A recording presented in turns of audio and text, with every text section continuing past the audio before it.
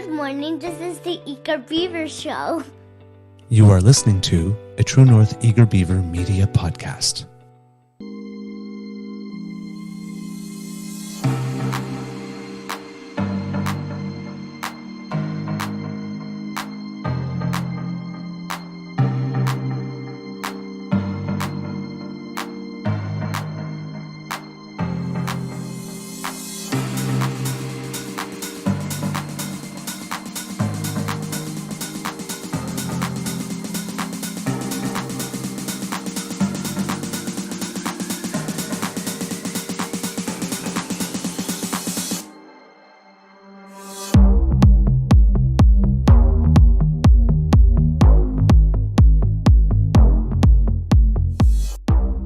The True North Eager Beaver podcasts are proudly brought to you by our founding sponsors, the Miss V Mysteries from Corvid Moon Publishing, your source for science fiction, fantasy, and cozy mysteries featuring a broad diversity of characters. CanadianTarot.com, your uniquely Canadian online eclectic tarot community and forum, and the Peppermaster, hot pepper sauces made from fresh farm ingredients to thrill your taste buds and expand your mind.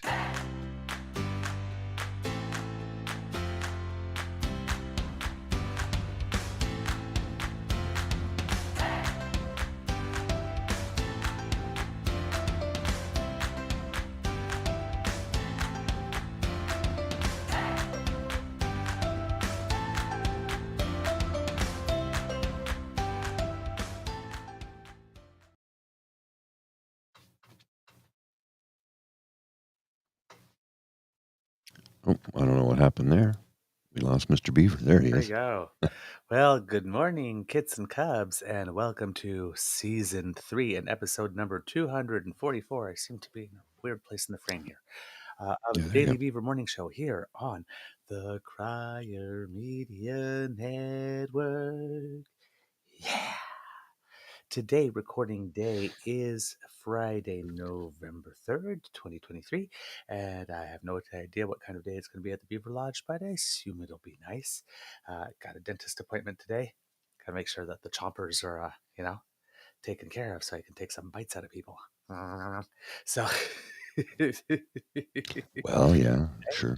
we say on the blog page, it says incisive political commentary. Right there. So, so that's why I'm in town, but it's a quick in and out. I'm back home this evening to the Beaver Lodge. I'm your host, the Eager Beaver, pronouns he, him, hey, Mr. Beaver, eh? For some reason, the lighting here is not that great. And I would... I have 7 lights on me. 7. And thank you to our podcast founding sponsors, the Peppermaster, the Miss V Mysteries from Corvid Moon Publishing, and CanadianTarot.com. We have a Friday morning bite for you, but before we do anything else, let's say hello to Mr. Grizzly and ask him how his mental health is doing today. Sir. Good morning, sir. Mental health-wise, I'm pretty good, actually. Really good. Got a couple of, minor issues, like I'm behind on several projects, which, is never fun. And yeah, just, it's just general life gets in the way sometimes, and that's currently my state of being. So mental health-wise, I'm good, but everything else is a little bit in flux, as the saying goes. I see. Hold on. I'm just...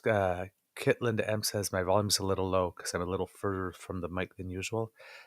So I'm just going to put myself on mute while I move something so you don't have to No hear problem. that bragging, and I'll be right back. Go ahead. We got lots of time. I'm just experimenting here. I got another light there. That takes a second to adjust because I've got my green screen up. What you see behind me is virtual. Put this light on and it actually compensates a bit and helps with the background. But yeah, that's completely artificial right there. All right, let's try. It's a big green screen behind me. There you go. Let's try this. Get Linda and everyone. Let me know if that's better. I was able to get it just a little closer. There you go. All right, you're gonna get a sunburn, Mr. Grizzly. 7 lights. There's a good chance of that. All right, let's see. Now I'm in the wrong spot in the frame again. Let's see if I... Nope, this way. All right. Yeah, there you go. That should work. Yeah, it's... Sorry, my face angle's a little weird because I can't put the mic here because then you would see the mic because the camera is like literally right Right there. there. As Yeah. opposed to at home, it's a little higher up. Mm. So let's see. Maybe I can do this. There we go. That's worse. All right. No, that's fine. Yeah. So hopefully the volume will be good enough. I'll speak a little louder, and maybe that will Yeah. work. Because I don't have to worry about the beaver waking up the beaver, sweetie. Mm. If He's we not go here. to, there you go. Yeah, there you go. All right. There, if we go to this, you can see there's the wider shot, right? But, Yeah, there we go. Oh, the boss. Wait a minute. The boss is not in the frame. you got to get him in the frame. Yeah. Oops. Don't worry about it. We know he's there. He's looking over the shoulder. It's performance review day. Yeah. He's not saying much. He's just sitting there quiet looking. Judging you quietly, is he? Yeah. I know that. It's really weird. Because usually I'm the one that's like totally judging you. But oh well. All right. The Blair Witch Beaver podcast. Yes, indeed. Don't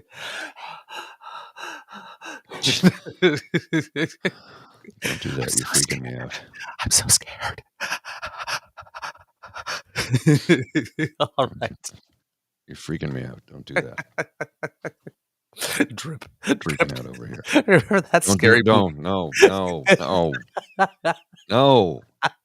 Morley. No. Oh God, I laughed so hard. No. Just all kinds of no. Nope out of there. All right. Kids, it's going to be a little bit of a disjointed show, to be totally honest, because not much news listened to yesterday. So if something really big happened, I am probably not aware of it, and you will be informed of it as we go. Well, I have a video clip for you. Okay, please start us off with something. Yeah, let me just get it queued up here. It's a beauty. It's it's Karina Gould, who lays it all down. Basically, is what she does. Just I like her. have a look at this. Speaker, the last thing that the Honourable Leader of the Opposition said, particularly troubling, because it is Canadians who decide who sit in this House and not the Leader of the Opposition. But, Mr. Speaker, let me be very clear that it's troubling, but it's not surprising. Because when he was the Minister of Democratic Reform, Mr. Speaker, he made it harder for 150,000 of Canada's most vulnerable citizens to vote. He also sanctioned by Elections Canada for violating electoral law. While what he's saying is completely inappropriate, it is unsurprising given his track record and his lack of respect for democracy. Thank you. Ooh. And she should know because she also was a former Minister of Democratic Reform. Yes. But what did he say to provoke that? Well, I'm not exactly sure. That's the part I'm not sure of. She laid it down on him, but I'm not sure what took place. So, all right. Well, I think it had something to do with the effect that he refused to sit when it was her turn to speak, and he stood the whole time. Oh yeah, and she called him out on it. He's just such a gibbon cockwomble asshole, walking, talking skin tag. A buddy of mine went to school with him. And, oh really? Yeah. He grew up with him. He went to school with him, went to university with him, and he said point blank, he's exactly who I think he is. The obstinate, obnoxious, obsequious, arrogant, narcissist asshole that you see on television, on media. That's exactly who he is. That's who he is. It can be a real hard-nosed politicians, but in person, he's super friendly, amiable, likable, friendly guy. Pierre is exactly the same person off camera as he is on.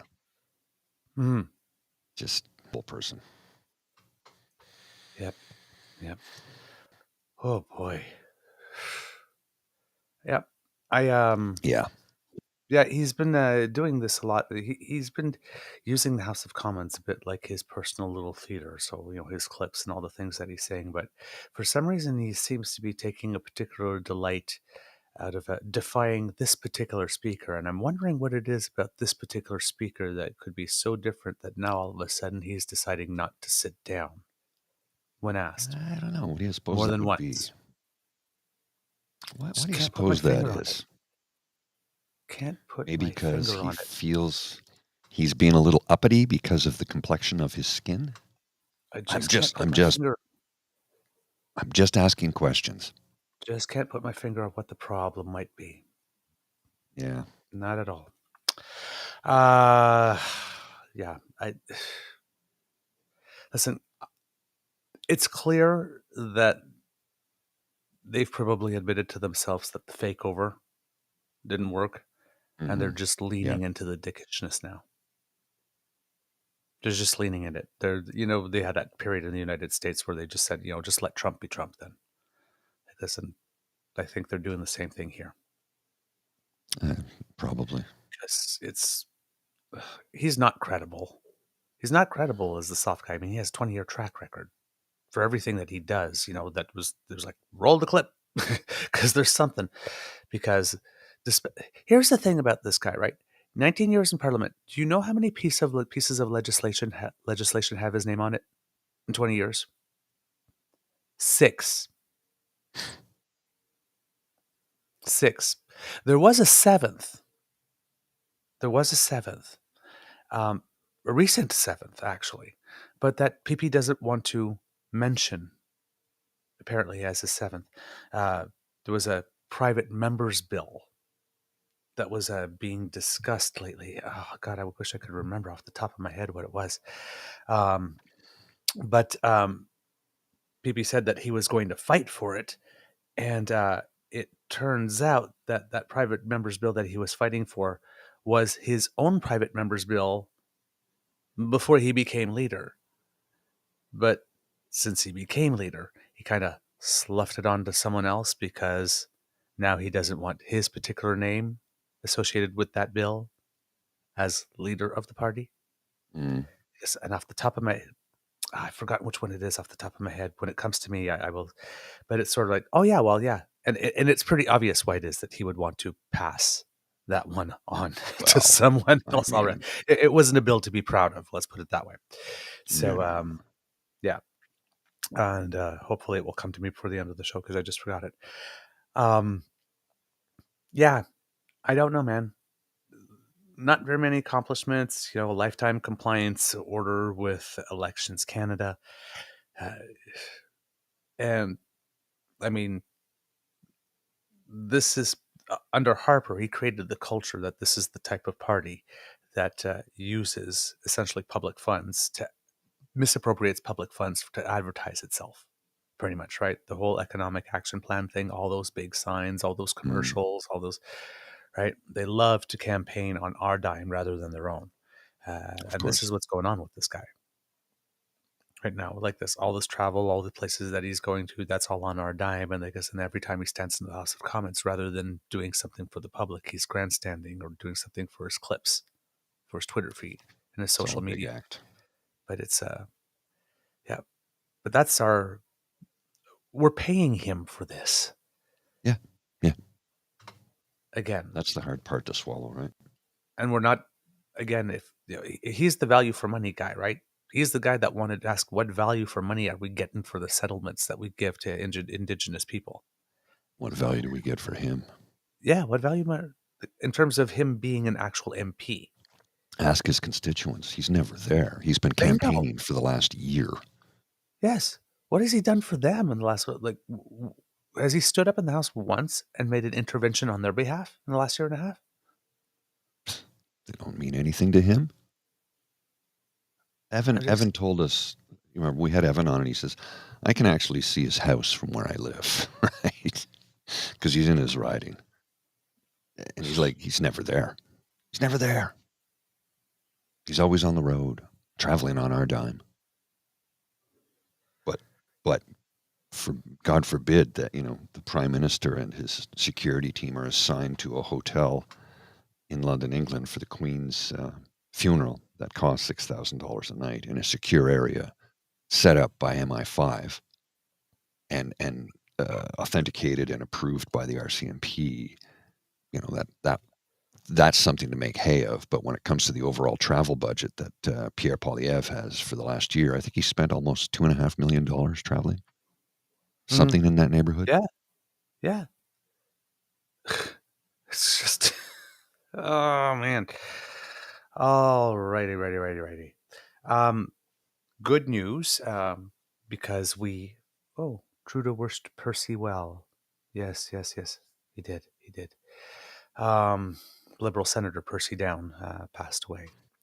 So it's somebody that's contributed a decent amount to the nation. We sometimes don't hear or know the names of the senators, but Percy Down is if you follow politics, it's a name that is definitely familiar.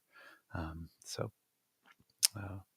our thoughts go to his family and those who loved him and cared for him.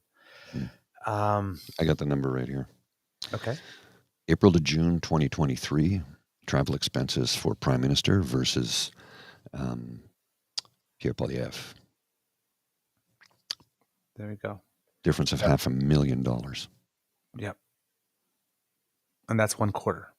Yeah. $2.4 million in a quarter traveling. Yep.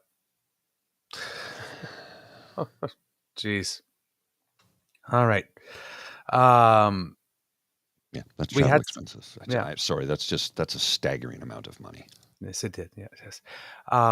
Now, there's some good news because last week we told you about some strikes. There were actually 3 labor strikes going on, and the St. Lawrence Seaway one had come to a conclusion, which we had reported on. But, sorry, Senator Down didn't die. Oh, did I say pass? I'm sorry. Yeah, it's okay. I'm sorry, kids. I am sorry, kids. I did. Yep. Still asleep. I'm sorry. It's okay. I didn't know. Did I really say he died? I don't I'm know if you so said that he died, but you no. said condolences to his family. Oh my! I did. Yes, caffeine for the Beaver. Senator Percy Downs suggested that Justin Trudeau step down as Prime Minister. Oh, man. That's okay. I got something here from James Christian Parsons at dread_Tory. Have a look at this. This is a thing of beauty. So I'm going to read the headline from CNBC. Breaking. A jury has found Sam Bankman-Fried guilty of all 7 criminal counts against him. Damn. Now Poilievre is going to have to strike him off his next Bank of Canada governor list, where sources say he was among the top 3 candidates. The whole Bitcoin thing. Yep. Now, here's the thing about that one, Samuel Bankman-Fried, is I think it was Dean that pointed out, it's like, we do realize that the man that's going to jail is named Bankman. Yeah. Which is like, gee, I'll take unfortunate names for 2,000 Alex. Now, the previous person that went to jail for something like this was Bernie Madoff with all your money. Mm-hmm. So perhaps don't invest with people that have names like Madoff and Bankman, Mr. Moneybags. It's like, I invested all of it with Mr. Moneybags. It's like, what do you mean he's in jail? I invested with the Monopoly guy. Didn't work out. Stole my money. Oh, boy. Jeez. All right. Yes. About Percy Downs. Yes. That's, of course, the whole climate change stuff. And you have all the ministers of the provinces meeting virtually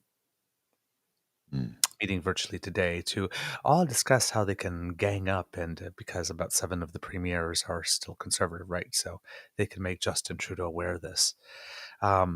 So, yes. Senator Percy Down went public, this is according to CTV, with his views amid a downward trend in the polls, economic unease, and rumor mills churning about the potential Liberal leadership contenders ready to replace him. If Jacques Chrétien were still here, he'd be calling them nervous Nellies. Yes. It's 2 damn years. It's 2 damn years. Yeah, settle down. It's 2 years. If you're taking the knife out of the sheath right now, you're nervous Nelly. Yeah. Come on. It's ridiculous. There's always got to be two that panic, right? Mhm. Real early. It's like, God. So in a radio interview with the Vashi Capella show, Down said he was hearing, quote, from many members of the caucus who are concerned and consider the time between now and February is critical for the party to conduct some internal soul searching about the best path forward. It's quite widespread, Down said, when asked why no other Liberals have said publicly what he claims they've communicated privately. Mm. The senator said they can't for a range of reasons, including the fact the party leader signs their nomination forms. Quote, it's very difficult for them to do that and not see their careers go down in flames, Down said. I would like to hear Mr. Trudeau address the concerns of the party publicly. Why? Why do you want to air your dirty laundry out in public? I don't know. Why?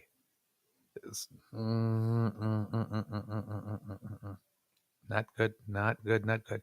Asked to comment on this chatter on his way into period, the Prime Minister became animated. Oh, Percy, yeah, how's he doing? Trudeau asked, to which a reporter indicated that he wants the Prime Minister to quit. Oh, well, I wish him all the best in the work that he's doing, the Prime Minister said with a grin on his face. So I am guessing that this is not a new thing between them two. Sounds like it, some sort of in-house thing. Yes. Well, come on. Right? Remember when they were asking Mariah Carey about someone? She was like, I don't know. I don't know. It's like, he indicates that Percy, how's he doing? He wants you to quit. Oh, well, I wish him all the best. It's like, oh, that's Percy. Par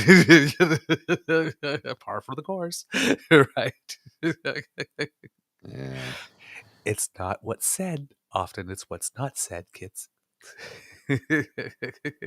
Trudeau's repeatedly reaffirmed his plans to stay on and lead the Liberal Party into the next federal election. Of course, he always has to say that too, so take that for what that's worth. Down has been in the upper chamber since 2003 and was dropped alongside all the Liberal senators from the Liberal caucus by Trudeau in 2014. He previously worked as a former Liberal Prime Minister Jean Chrétien's chief of staff. Maybe that has something to do with it. There's some senators that were there from back in the day that really didn't like that move. So could be just a long-term resentment from that. Mm. Most logical, most reasonable explanation is usually it. This seems to be. Well, the senators are very proud of being senators and of the work that they do. So, there are, the ones that have been there since a while, there's probably a lot of them that felt a little ouch because, being with the party and not independent is all they've ever known. And they come from a time and a culture and era where being a party person was a very, very important thing. Like being a company man was a very, very important thing. Now it gets you nothing, so there's no point because there's no loyalty anymore. Right? But there was a time when that was prized and, well, so, it could just be that. Right? Quote, there's a very strong feeling in the Liberal Party that Pierre can be defeated. The question is a change of leadership required to do that or not, he told Capellos. Now, saying that the party owes Justin Trudeau a tremendous debt of gratitude, that's always what they say as they're pushing you out, right? Mm-hmm. It was a wonderful meal. Thanks. You were wonderful guests. Yeah. Thank you for the housewarming presents. Okay. Yeah. No. Really. We really have to be at something. Gotta go. But there's a sense in the party that there should be a discussion about where the party is going, and that discussion should be over the next 16 weeks. In case Justin decides not to run again, there will be time for leadership and a new leader to step forward, and that part is true. Because they'd have to probably do it in that period of time. You dance with the one that brought you, or you do something new. But so I'll see what's happening. I'm guessing that there's going to be a lot of people looking at at polls in the next 16 weeks. But yeah, interesting movement. And then we have that McDonald guy who came out last week saying that he opposed to like the carbon tax and Mhm. that type of stuff. And that was just before the home heating oil rebates came along. So there has been some, but that's why I'm saying, the couple of people are grumbling and talking loud out in public, and Yes. not doing the whole load of laundry, but here, here's a sock, wash, right? Uh, It's not a good thing to do. no, it's not a good thing to do. Being a team play. I understand, Mhm. right? Not everybody gets their way, and sometimes got a little pressure out, you get a little steam out, but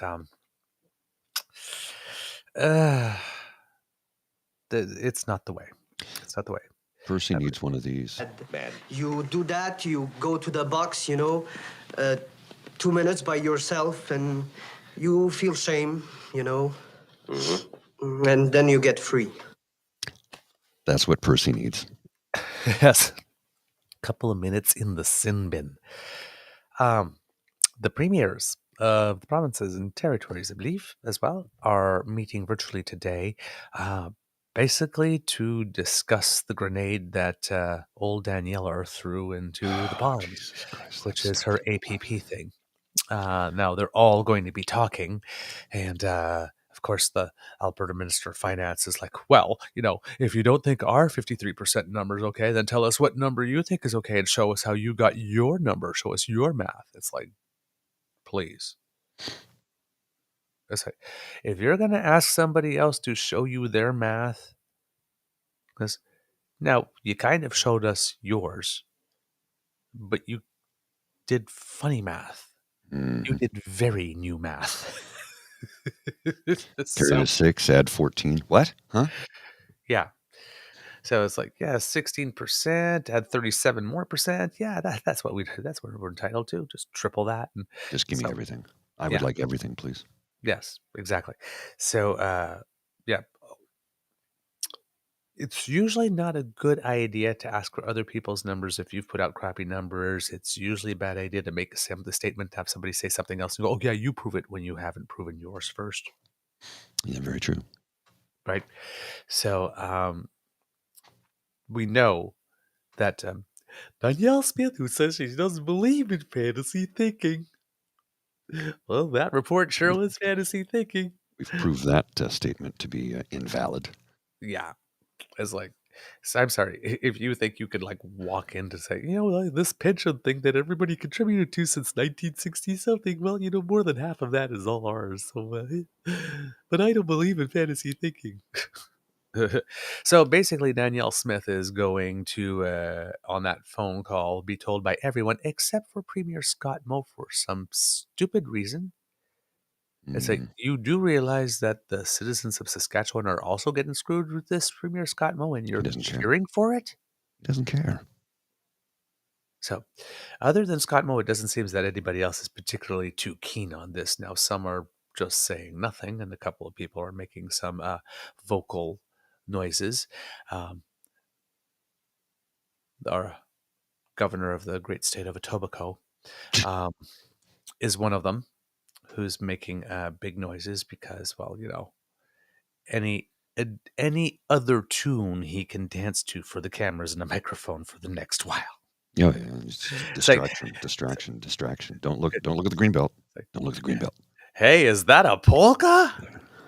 It's like, no offense to people who love polka. I love a good polka. Boy, does he like those egg sandwiches.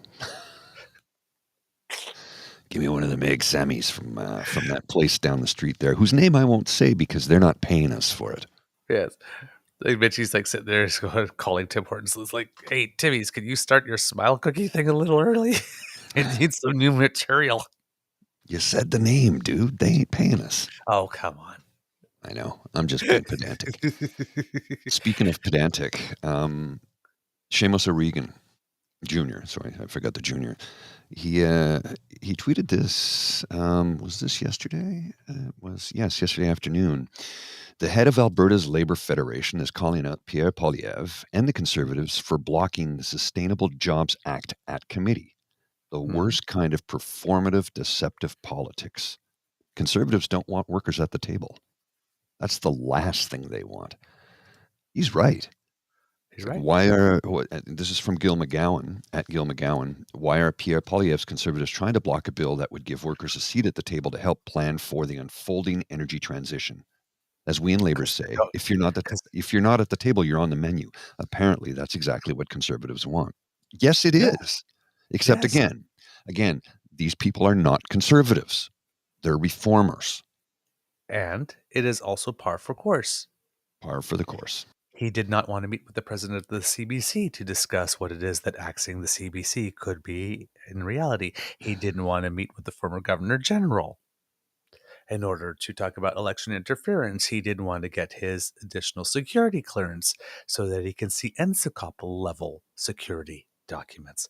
It's very, very important that it's not just any documents, it's NSICOP level documents. Yes. Which is a different, that's like cosmic clearance, right? Yes. Now, apparently, security clearance for MPs is different than security clearance for public servants, because there's the whole, you get admitted to the Privy Council, certain people, and it's hard to have that. The designation can be removed, but the Privy Council designation you have for life.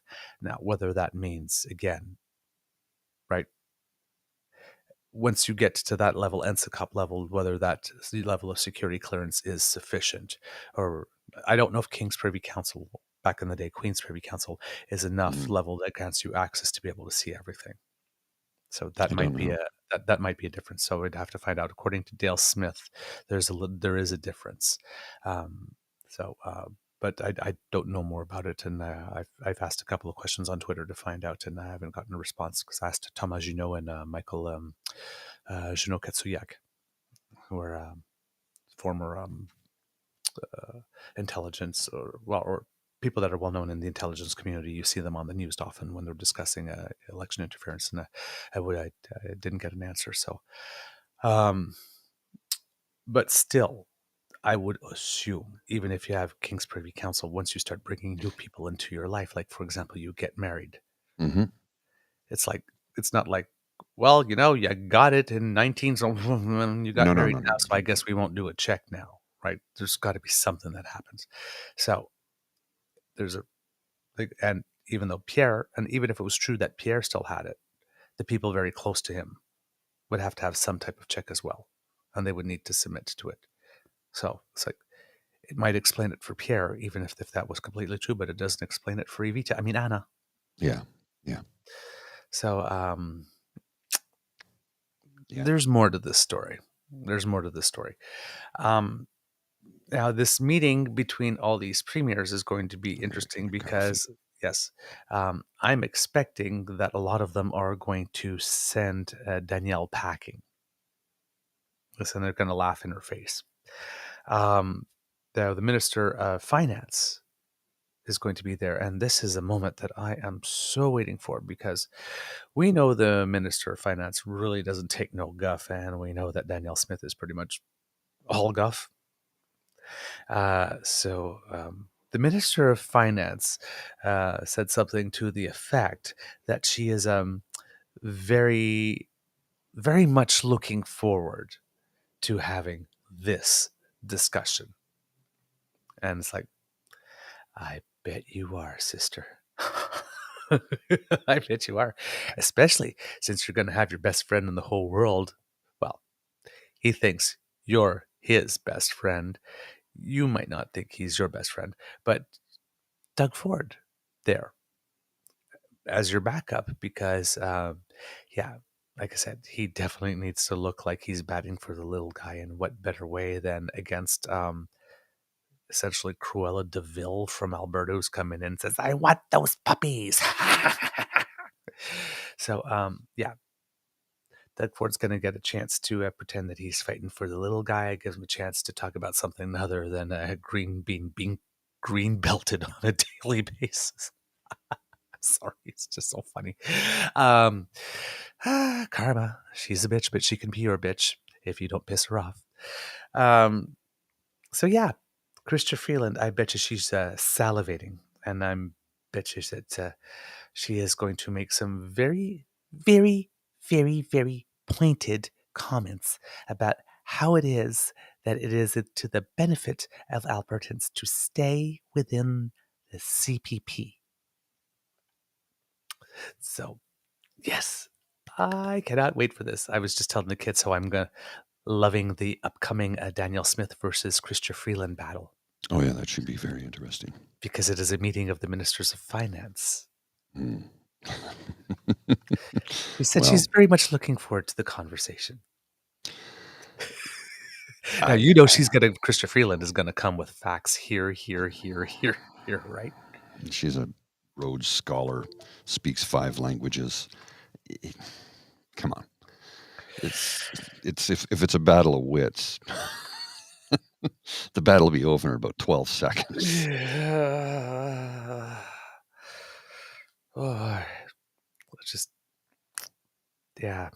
I have a feeling that we're going to see a press conference with a Danielle face. Mm-hmm. A lot of this. Yes, a couple. Going on. Exactly. Mystical Freeland handled Trump. Danielle won't be a problem. And she handled Putin. Right? Trump and Putin. It's like she gets shit done, people. She gets shit done. Yes, and she's a former Albertan, so she won't take shit. Yeah. It's You're true. right. You're right, Kid Cassie. You're right. All right, so that's where the fireworks and the popcorn are going to be today. So I'm just looking forward to the press conferences at the end of the day, because I have a feeling that Danielle is not going to be happy. And of course, now, if the Liberals are smart, once today is over, they will start asking or musing aloud in public about what does Pierre believe? Because we know he believes that Alberta should stay in the CPP, but does he believe that they should get 53% if they do go? Well, that's the curious part, right? Because it's not like he said, don't go, Alberta. It's more like, says, sort of like his opinion that they would be better off staying, that they should probably stay. I mean, he really tried to soft pedal it as much as he could. She smacked him into next week. So yeah, these are the questions. These are the things I just want somebody to ask if Pierre supports Danny's 53% bid or not, given that she's going to do it anyway. But I also have a feeling that if the UCP and internal polling are really getting the sense that this dog won't hunt, and Rick Bell, again, who we've mentioned before, is not a liberal, No. saying this dog won't hunt, and you know that Danny is not going to subject herself or an idea of hers to a referendum that she knows will not succeed. I very much doubt that she'll go through with it. Oh, I agree. I absolutely agree. Because that's the last message she wants, is that the public doesn't want it. She doesn't want any proof that the public doesn't want that, because that gets in the way of her narrative. So, yeah. Andrew Scheer will give PP his talking points. Oh, Kid Cassie, you're on fire today. Jeez. Oh, man. That is true. Yes. Andrew Scheer, man. It's like every time I see him tweet like this, and he does this thing where he's just totally humiliating himself because he has to pay off that bill. I guess it takes a while to pay off 700,000 to 900,000. How does it? Because he's still there. The sweet, sweet milk of the public teat. Well, I mean, he's an insurance. Well, he's not actually an insurance salesman, so it's not like he has any other marketable skills, I guess. So, there's no other way he can pay off that bill. But yeah, every time he comes up with one of those like little things, it's like, dude, have you no pride, man? Have you no pride? Respect yourself, man. So yeah, but it looks like Andrew Scheer will give PP his talking points. Oh my God, that is so nasty. It's It has levels of bitchiness. well, I think it's also accurate too. Yes, I know. That's the part that's really funny. It's like, yeah, that checks out. Checks out. Man. Woo. Okay. So battles are brewing. Lots of stirring of the pot potential in this one. Mr. Grizzly, do you have the next thing? I do have something here that I had mentioned this yesterday online, not on the show, but online, and I want to kind of dive into it a little bit. It's so Daniel Smith. I almost said Daniel Shear pulled a Dougie Donuts yesterday, Ooh, and yay. is the UCP really thinking of doing away with grades 11 and 12 for potential trade workers? Yes. There you go, Alberta. Grade 10 is all you need. Conservatives want to keep you uneducated. This is what you should be angry about, not Justin Trudeau. Smith is privatizing your health care, taking away your pension, ignoring climate change, and now your education. And I responded to this because this was a tweet from Clay Thompson, Mhm. and it was in regards to her Jesperson's show talking about this. And basically my response was we discussed this some time ago on our show regarding Doug Ford. This is a thinly veiled way of getting both free labor to his developer overlords and have those same developers charging the province money for the training of these workers. It's a scam. Mhm. Not only is it a scam, but again, the same thing I asked when Doug Ford did this. What is it in 2023 that U.S. conservatives have determined that people after grade 10 or grade 11 no longer need to know? Because right now you are creating a situation where, okay, you're sending people who might be interested in trades towards that path earlier in life, which, okay, eventually might lead them to becoming a good tradesperson. But should that tradesperson one day want to break out and start their own business, Yeah.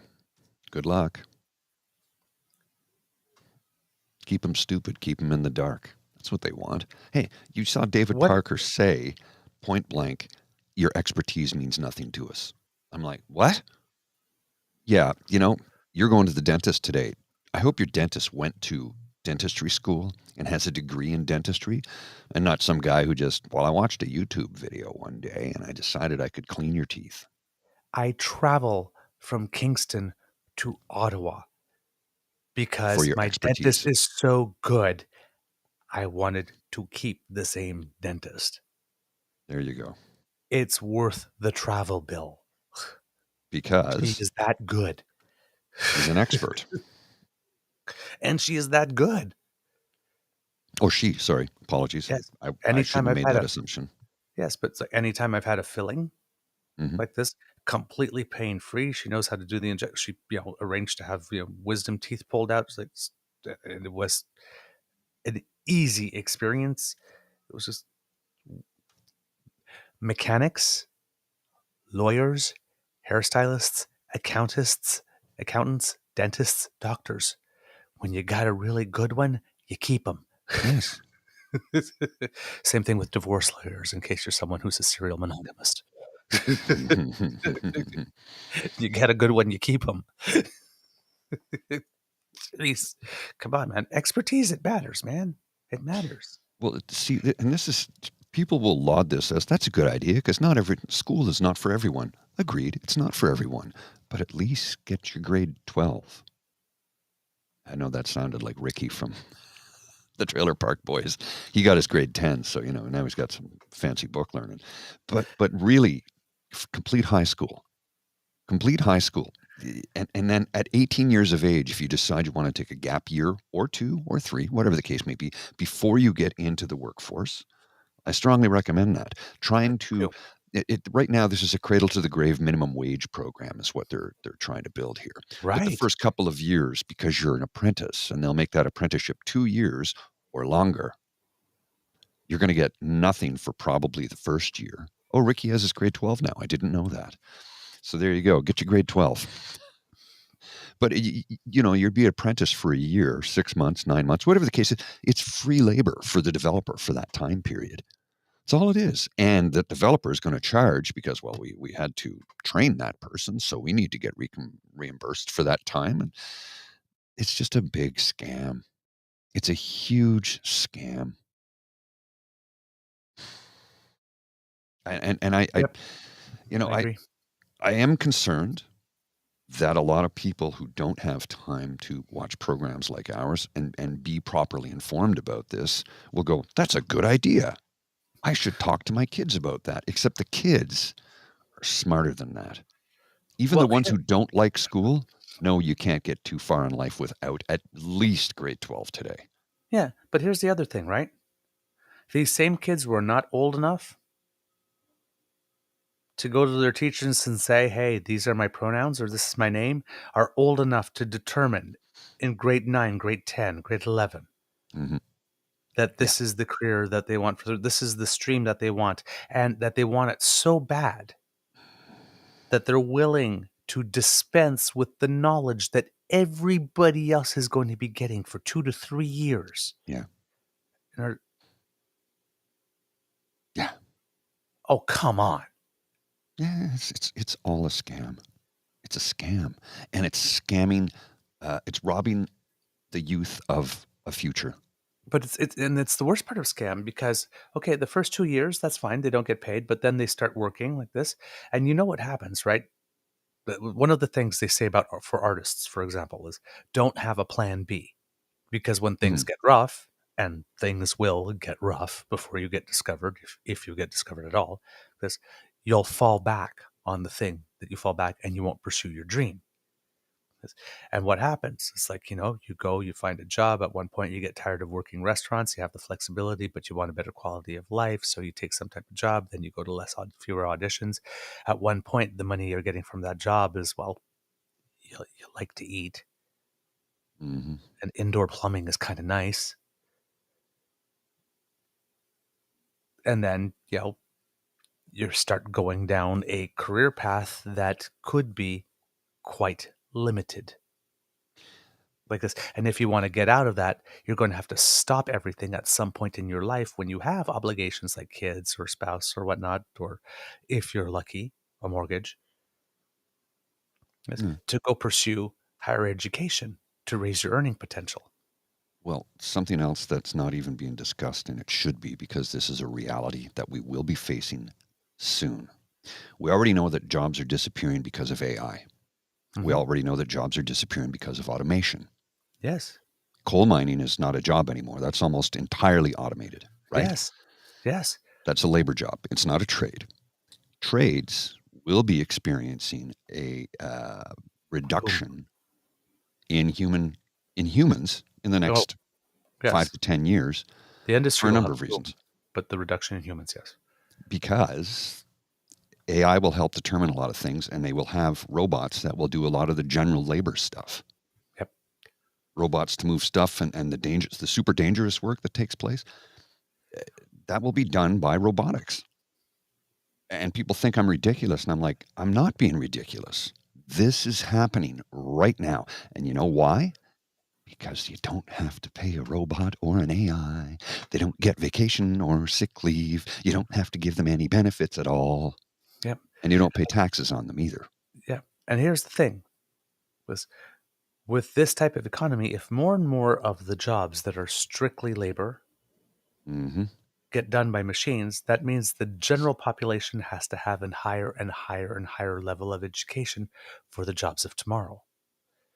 If there are going to be no more short order cooks, because that'll be automated. There's actually a Golden Arches store somewhere in the U.S. that is doing experimentation with fully automated flipping the burgers. Yeah. There's nobody in the kitchen. Yeah. That's what I mean. I mean, they've pretty much eliminated cashiers at those stores. Right. They have the create your taste. You go in and tap on the menu and do this. Yep. And you pay right there. So there's no need to go to a cashier. You just go to the counter and pick up your order. It's kind of like an automat, except a little bit more advanced, of course. But yeah, but that's so. It's eliminating jobs. That's what it's doing. So a lot of the jobs are going to be about your ability to think and create and do things in the abstract. Yes. Again, if you stop learning the things that everybody else in society knows at grade 10 or grade 11, in a world where there's much more to know now than there was then, and in Oh, which yes. things are much more complicated than they were then, you need less. Like, I don't understand why I'm saying, like, at grade 10 you can stop and go towards trades. We should have like a grade 14 and 15. Right? Yes. There's so much more to know, once you graduate. Because people are saying, you got these memes that are going around, things that kids should be taught in school, financial management, personal accounting, all these other things, that because there's a lot of kids going into the world that don't have basic street smart skills. Mhm. This, it's like there's not very much home ec anymore. You're graduating and you don't know how to make soup. Well, home ec, when I had to But take it's like, home ec, they yeah. didn't teach economics. They taught us how to make silver dollar pancakes, but we didn't go to the store and buy them. We didn't figure out how to balance a budget or balance a Right. checkbook, or things you don't do today, checkbook. But you know what I mean. Yeah. They didn't teach any actual economics in home Right. economics. Right. Exactly. So, but still, it's like when I left high school at 19 to go off to university, I was able to eat more than just ramen Mhm. and KD. Mhm. I could cook for 'Cause you were myself. taught that skill. Healthier meals. Yes. Yes. So, I could, I could hem my pants. It's like, I could darn a sock. It sounds silly, No. but there are people now. It's like, oh, it's like about a new pair of pants. Well, here, I'm just going to go pay $20 for someone because I have no idea how to hem a pair of pants. These are basic life skills that everyone should at least be taught. Whether or not they ever put them to use is another, but at least teach somebody how to do. These are really basic things. Sewing a button back Mhm. on. Yeah. It's not complex, but if you don't know how to do it. Right. So you got simple stuff like that you need to get by in life, like this, how to go to the grocery store and like shop in a manner that you can like maximize Mhm. nutrition. Right. All these things that you need to know this. And then you have everything computer and high tech. And then you have all the discoveries of science and the fact that we have such an interconnected world, and relationships between global powers and whatnot are all now messy. And because we have 24/7 TV that goes all around the world, when something like the assassination of a Sikh separatist on Canadian soil happens like this, all of a sudden we're getting a crash course on the history of Hindu Sikh relations in the Punjab. Mhm. There's just so much to know. And then all the other stuff about getting by in life, like, for example, the street proofing, how not to get kidnapped. Now all of a sudden, we have to teach kids at younger ages how to stand up for themselves, because, to be taught, for example, you're allowed to say no when somebody proposes sex to you, because somebody is going to propose sex to you at some point. It's gonna happen. And probably way younger than me as a parent would like someone to propose sex to you. So I better teach you early that, yes, it's not wrong to say no, and you're allowed to say no. And if you say no and somebody insists, you can say, hey, I said no. Yeah. So back off. Yeah. Right? There's lots of things to learn. Well, speaking of learning. Why are you shortening school? Speaking of learning, we need to start teaching people some basic things here, because wait till I show you this. I just got my new passport. Yes. 8 days after I applied to renew it. I heard that the new passports have the image of the rainbow on it. I called them the next day and told them I don't want the rainbow in my passport, when I was told that it doesn't have the rainbow on it. Tomorrow I'm calling again because it has the rainbow. I'm not happy with that. The rainbow does not identify me. Actually, it does. Well, then that's not even a rainbow. That's not a rainbow. The colors are in the wrong order. Well, and a rainbow has 7 colors. Yep. It's not a rainbow. Those are... I know. Jesus Christ. It's just people. pretty colors. It's just pretty colors. I guess fall colors are evil now, Probably too. Northern Lights. These people are just too stupid for Northern- words. Maybe they can leave the country, then lose the passport. I'm like, what do these people do when they see a rainbow after the rain? I sold my house and moved provinces then when it happened to me. Like, this is where education is important. It's a security thing that changes know. with the light, you yob. Well, the incredible amount of ignorance, willful ignorance. I don't want a rainbow in my passport. Why? Show us on the doll where the rainbow hurt you. Oh, by the way, it's not a fucking rainbow, Karen. It's 4 colors. Why are there so many triggered by rainbows? And what's on the other side? Jesus. God.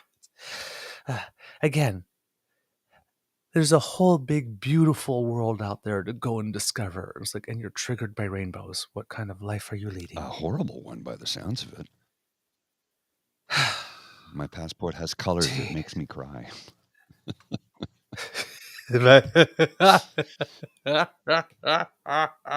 It's just, I can't make this shit up. It's like, thank you for creating content for our show, you dumb wog.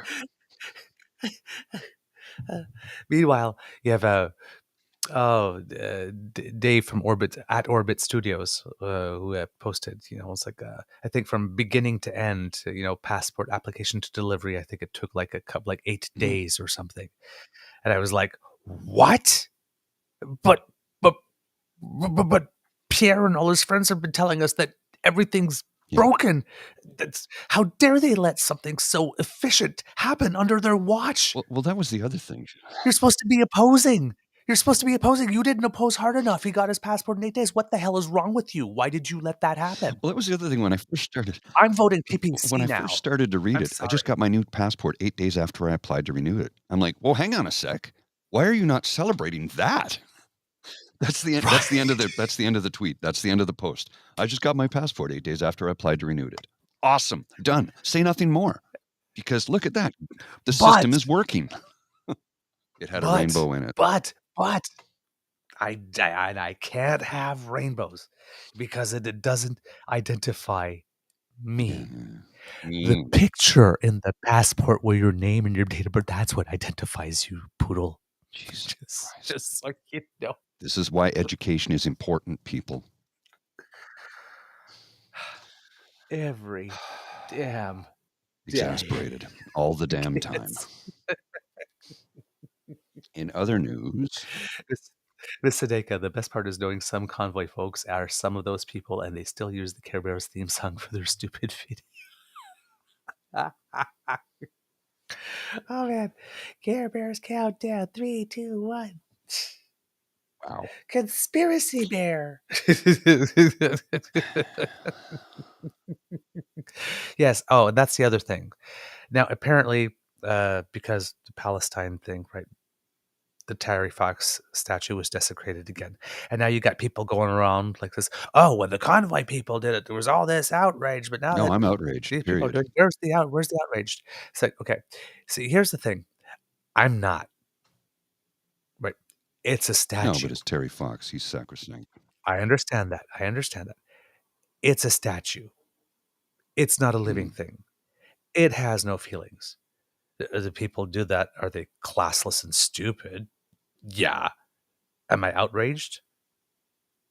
Why? Because people are classless and stupid? They have a constitutional right to be classless and stupid. It's not a crime. It's a crime against good taste, but it's not a crime. It's like, I'm sorry. I have a limited amount of outrage. Fair. It's like, is it desecration with what? They're both desecration. It doesn't matter who does it. It's desecration. It's wrong, period. Just don't do it. And you shouldn't do it like this, but it's not. They put a sign on it and they put. My take is don't do it. Just don't. Just don't. No, don't do it. But also, if someone does it, like, unless they're making the thing do something completely and totally obscene or whatnot. Because, I mean, who like I could imagine on Pride Day somebody put a pride flag in Terry Fox's hand, the statue or something, or putting Mardi Gras beads around his neck. Here's the thing. People will do what Here's they the thing, though. People will do what they do.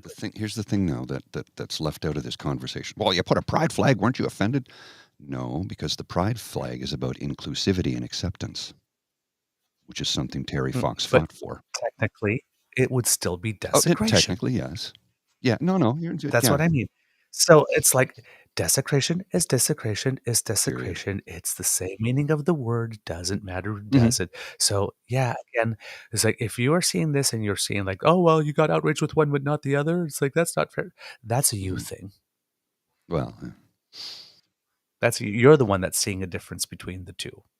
The definition of the word desecrate doesn't change depending on who show does us it. on the doll where the rainbow hurt you. It's just like, God, seriously. Kid Saucy Care Bears literally ride rainbows. Oh my God, you are so tempting me right now.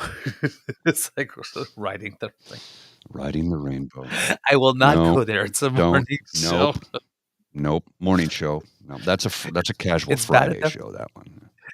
It's bad enough that Skittles invites you to taste the rainbow. Oh, yeah. Riding the rainbow is an entirely different Are they going thing. to attack Skittles next for tasting the rainbow? Is that their next target? I wonder. Hey. Skittles versus M&M's, Skittles versus Smarties. And of course, like now the new culture war is heat pumps, right? Oh, God almighty. It is fucking what the... Real men heat with oil. Pumps are for pussies. Actually, I think in some cases they're for penises because they're very tiny and they want to make them big. Yes, I was hoping you'd go there. Yes. Set. Smash. Boom. You know I'm going to do. You read my mind. You read my mind. Thank you. Oh, I was hoping you'd go for it. I want a rainbow on my heat pump. It's like, darling, pumps are for feet. Pumps are for feet. I want a rainbow on my heat pump.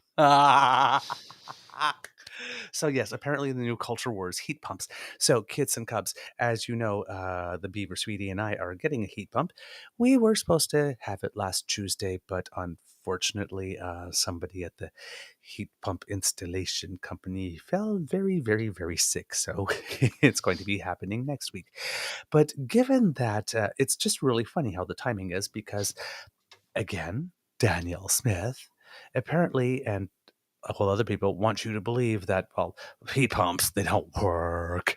And, it's like, actually, they do. If you're getting under minus 15, they're not going to do anything for you. So good luck with that, and well, you still need electricity for your heat pump. So good luck with that when that runs out. And I was like, okay. What is she talking about? Here's the deal. I know that. But that's the whole thing. Apparently everybody's like this. We need to discourage people from getting heat pumps because if they switch to heat pumps, well, then they're permanently off of fossil fuel, right? And we can't have that. Look, especially when she's really trying to get base load back on, right? What these willfully ignorant individuals like Danielle Smith fail to realize is even if we convert everybody to electric vehicles, heat pumps, and heating oil, and basically use oil for the only other thing it's going to be used for and will be for ever, plastics. Go to everything in a hospital's plastic. This is a nylon woven sweater. It's plastic. Yep. Yeah. It's like oil is not going away. It's not. We're going to phase it out for vehicles, for power, and for home heating, but it's not going away. Right? No. It's not going away.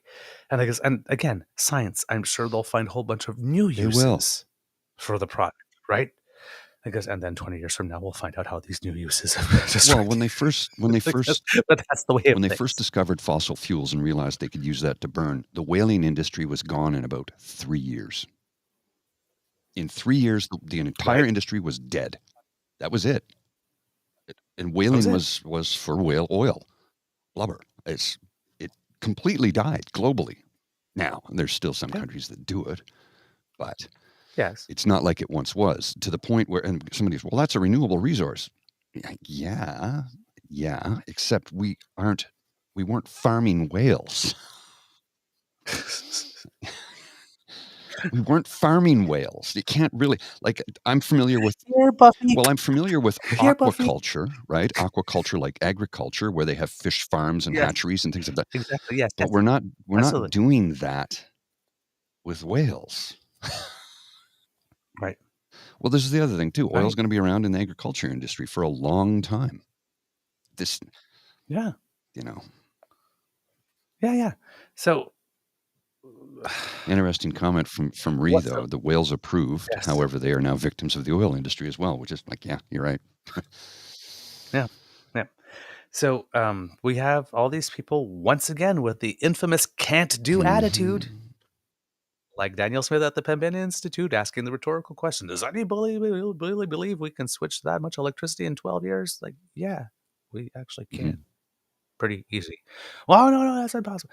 So yeah, we have this thing. Apparently it's heat pumps. So given that Daniel Smith and this movement seems to have offered us a golden opportunity, I thought it was, and people have been asking online too, I'm probably going to use the opportunity. I mean, I've been talking about our journey a little bit. Now, you have to understand, kids, we were doing this during COVID when they were supplying things. So the difficult part for us really was getting the quotes, finding people that were available. And we had to get all our quotes for all the things we wanted to do and submit them all at once. So that's why it took some time. If we just wanted to get a heat pump, it would have been much quicker. There's more you're doing. Right? But, It's more to it. but the application process itself, from beginning to end, super easy, right? I think we're getting about a $5,000, I think, grant for the heat pump. We are getting a 0% loan to be able to buy it. And of that loan, a certain percent of it, I think 30% of it, once we qualified, was given to us as an advance so we can pay down payments. And that didn't have to come out of our pocket. So we didn't have to borrow at a high interest rate for the down payment. Now, once we have to pay the bill, yes, we're probably going to have to front that money until all the work is done. And then we submit all of those bills, and then they will reimburse us whatever it is that we need in terms of the rest of the grants, and then tell us what what the final loan amount is. And then we'll have, I think the Canada Green Home Loans, I think we have 10 years to pay that one back interest free. That's nice. So here's the thing. Had we wanted to go get a heat pump, let's just say it's $15,000 and we didn't have that handy in a bank account or something like this, we would have taken a loan on our line of credit, right? Interest rate on that's about 7 or 8% that's right high. now. Yes, yeah, but a personal loan would be much higher, right? So, and I can just walk into the bank and say, here, at 8%. When I had a line of credit, it was prime plus 1. Yep, same too. It's just that prime has gone up a little bit. Yeah, true. Yeah, it's kind of, and then there's the Bank of Canada prime, and then there's your bank's prime, which are different rates. So I got $15,000. However much time I would be able to pay that off at that interest rate. So I'm saving all that interest. Once we change to heat pump, because of course we're going to keep our connection to gas, but the average temperature, low temperature in Kingston at the winter, the worst one is minus 11. Like you do get extreme cold for 3 or 4 days in a row. We will get heat snaps like this, but we might be using gas fewer than 30 days a year. Well, that'll help. Right. All right. And then there's, let's say, carbon regulatory pricing remains in place. Liberals win again. Those prices are going to keep going up. So we're saving future increases in carbon pricing forever. The gas bill forever, we have to pay to keep our connection. Yeah. Monthly connection fee. And all the interest on the loan had we taken a loan. That's a lot. Thank you, Trudeau. Yeah. Do you sell propane and propane accessories? Let the basil propane. So none of those other bastard gases. So I'm figuring, since we're going to do this, we'll use a little education, and when it comes in, we'll talk about it, and then when we get our first bill, we'll compare it to last year's, and see what our Mhm. savings were, and we'll talk about we'll document it a little bit over the next year. It's like our heat pump project Mhm. type thing. And let's since Danielle Smith is saying all these things, well, it just so happens that we here at the Beaver Lodge in real time will be able to see whether or not it's bullshit or not. So we'll bring you. This is our first investigative reporting. Well, here's something for you. We here at the Beaver Lodge spent $15,000 of our own money to see if Danielle Smith Was right. That's not really why we did it, but that's not really why we do it. But hey, I'm a bit of a spin doctor, so I'm just going to say that's why. Well, here's an interesting, because we're talking about electricity and hydro and heat pumps and that. Nova Scotia Power wants customers to foot the leftover $25 million Fiona bill. Company says the bill for Fiona-related operating costs is threatening profits. Come again? Yeah, Hurricane Fiona. They want their customers to pay for it. The power company wants. Yeah. Because it's threatening their profits. I'm like, how about you just make an insurance claim? You're supposed to be insured against this. Did you know that Nova Scotia Power is adding storm riders to charge ratepayers for storm costs? Fiona hit before Nova Scotia Power was allowed to charge ratepayers a storm rider to cover the cost of severe weather restoration. Now, So I'm guessing the Conservative government has now allowed this? well, This new Conservative I don't government? know. This is from Cheryl in Nova Scotia. It's at mini_bubbly. Because I always like to give it to where credit's due to the person with the tweet up. Cheryl in Nova Scotia. Yeah. And they want their customers to pay for, because it's hurting their bottom line. Huh. Greedy corps should have bought insurance for things like that. You should send me a link to that one. If there's an article with that, I'll read up on that so I can talk more about it. That's a little weird. Kitsasi says, not surprised. Nova Scotia Power has always made us pay for all their bullshit. Nova Scotians hate Nova Scotia Power. But if that was a rule change that happened under the Tim Houston government, Mm-hmm. that would be a kick in the teeth, because a lot of these conservative premiers have been joining forces the last couple of days saying, yes, the prime minister must scrap carbon regulatory pricing on all forms of home heating. Absolutely. And they're trying to gang up on him. And if Tim Houston's government made that decision, then it's sort of like, wait a minute, you again want us to be mad about a 0.15% per year, but you're going to send us a huge bill to cover a shortfall every time there's a storm? Yeah. No. How does that work? How's that fair? No, that's not good. Oh, no, I don't like that. No. And it's not. no, Wait a and minute. now- It's like you tell me to plan for stuff like this. Why doesn't the corp? Yeah. Well, if we have to buy insurance, that's going to hurt our profit margin. It's called an operating cost, you dick. Like, Yeah, and so what's your point? I wish I had that option. Yeah.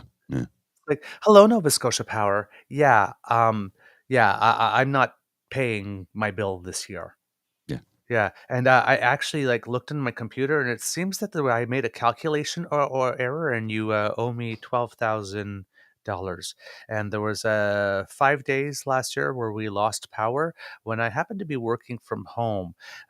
So you owe me for the money I would have made there, and I was very emotionally distressed when that happened. Yes, So I need money for that compensation.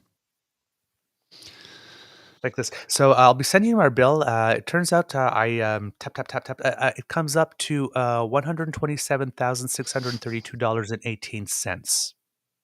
So and you have 30 days or 8% interest. Okay? Mm-hmm. I'll be waiting for the check. Thanks. Bye. Be a love. Amazing, eh? It's like, I would love to be able to say, hey, cable company, I'm unilaterally changing my contract. Mm-hmm. Yeah, my service was out for 2 days, so I'm not paying. And now you're giving me TSN and the NFL channel. Thank you. Yes, for free. For 6 months. Yes. Because life is good when you get to write and unwrite and rewrite the contract unilaterally, and then you send it to someone and you say, well, sign this, or, well, I mean, I guess you have the choice of not having the service anymore. It's like, so anyway, it seems that all these premiers are saying, "Oh, Justin Trudeau really needs to do this, needs to help us, needs to help us." Now, again, remember what I told you about conservatives not liking big, costly, national, bloated government social programs? Well, this is one that they're begging for. So, and the Prime Minister has made it very, very, very, very clear that says, no, this is the only carve out, and they will not be any others.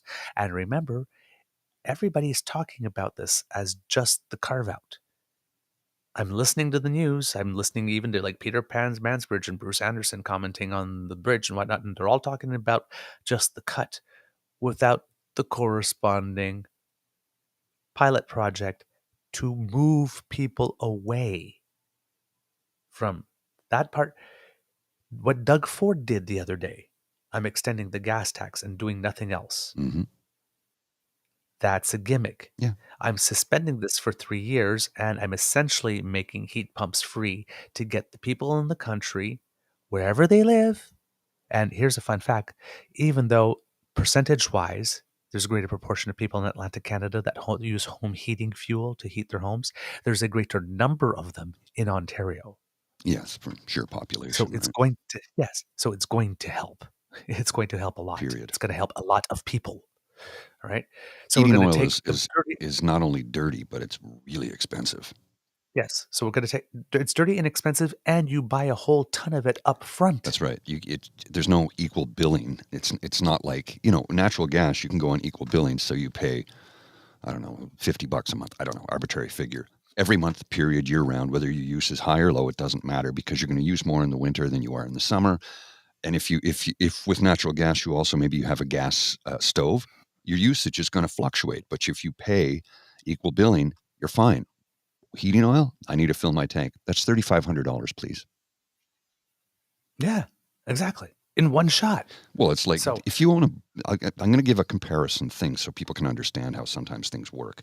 If you own a bar in the province of Ontario, and I can only speak about the province of Ontario, when you have to order your liquor from the LCBO and you have to order your beer from the beer store. Now, you can create deals with small local microbreweries, and that's fine. And we're seeing more and more of that. But when you order from the beer store as a bar owner for, say, a 24 case of, I'll say, Labatt Blue, you're going to pay a $9 surcharge on top of that you wouldn't pay as a consumer at the beer store. Most people don't know that, which is why, why does it cost so much for a beer at the pub? That's why. That's one of the reasons why. Here's the other thing. When that truck shows up for delivery, pay me in cash for the full amount right now. There's no charge account. You have to pay everything up front.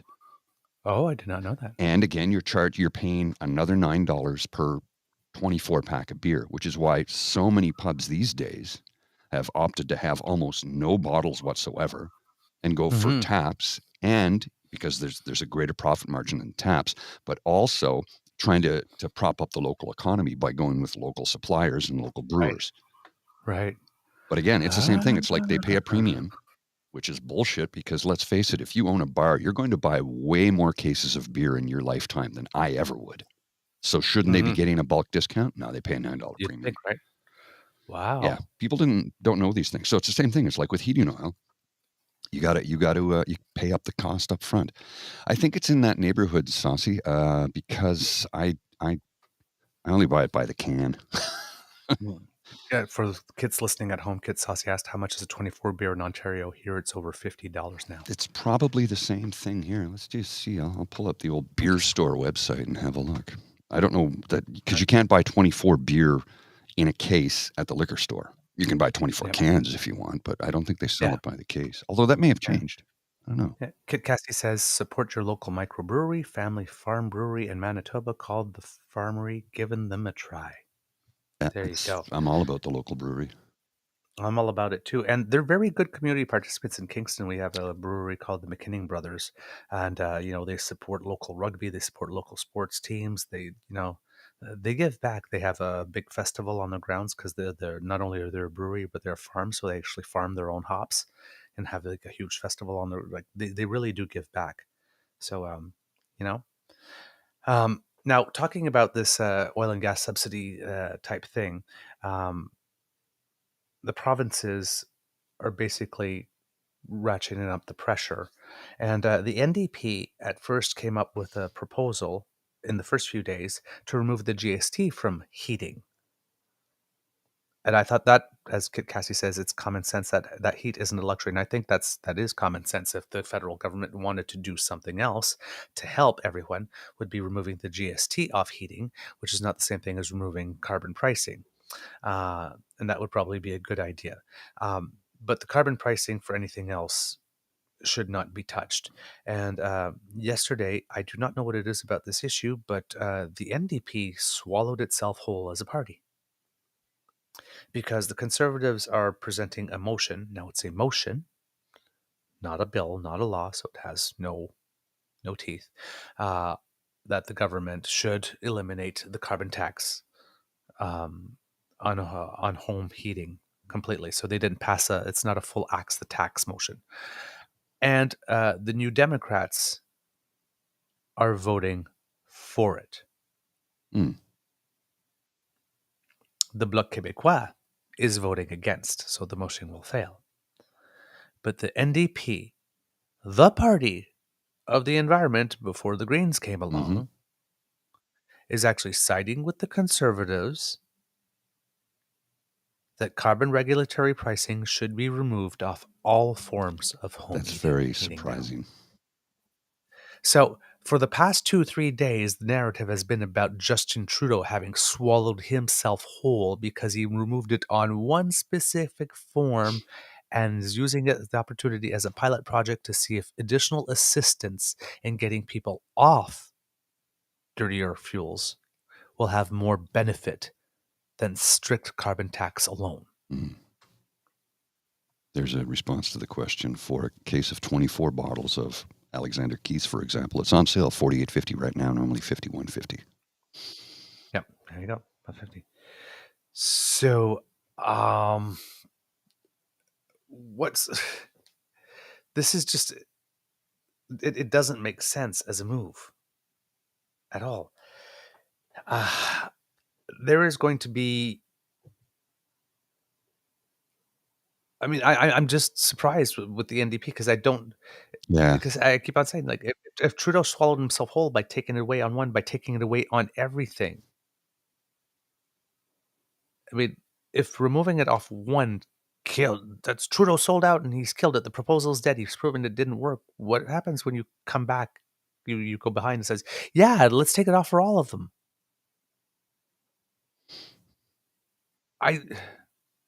NDP, what the hell? I understand that, like, you see like, I understand strategically, right? Yeah, You know that the Bloc is siding. You know that the Bloc is siding with the Liberals. You know it's a motion. It's not a bill. It has no matter. It's not a money bill. There's no risk for the the government to fall.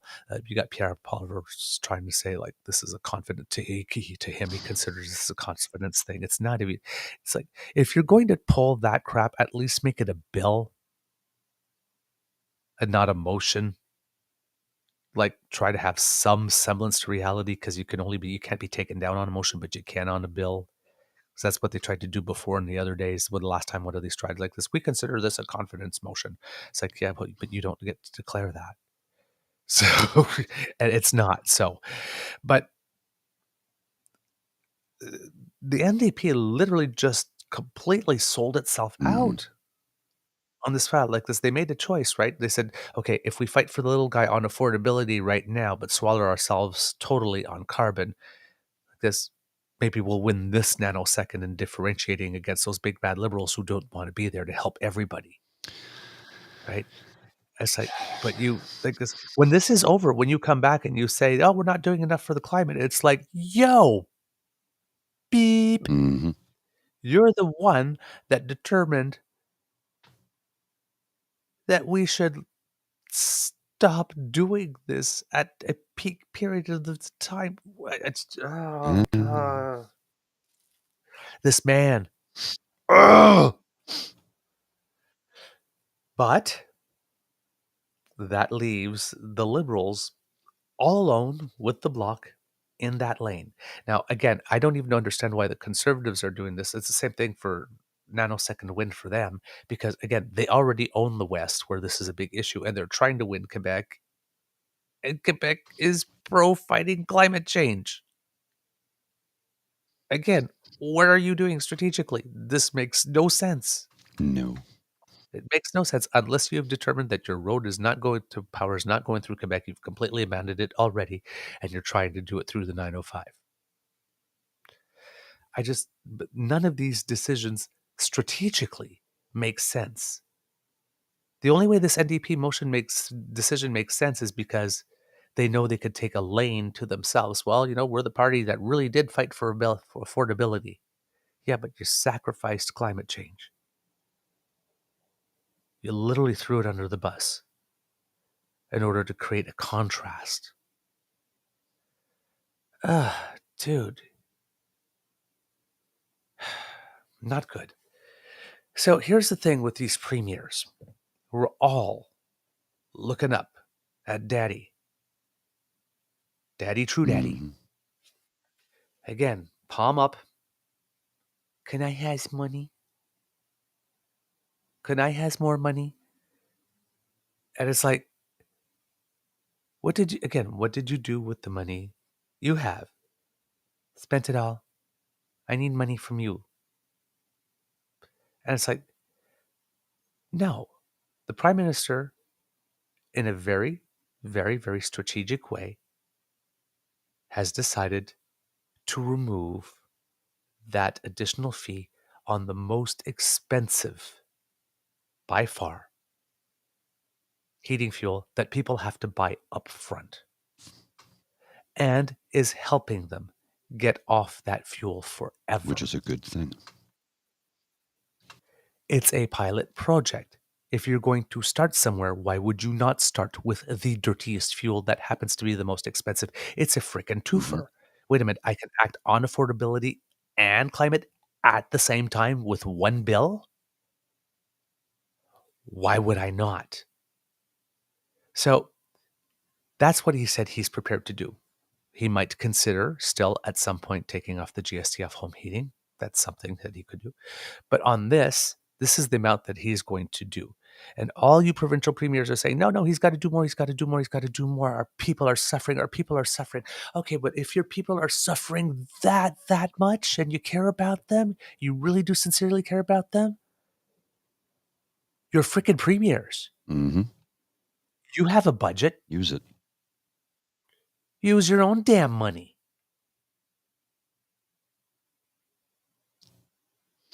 Governing is about priorities. If people are suffering because they can't heat their homes and you believe that they need a break so much that you're willing to drag the prime minister down to the mat and beat him with a switch because he offered it on one and not the others, if you care so deeply about it, you'll fill in the gap, won't you? And if you don't, and this is just grandstanding, then you won't. Now, will you?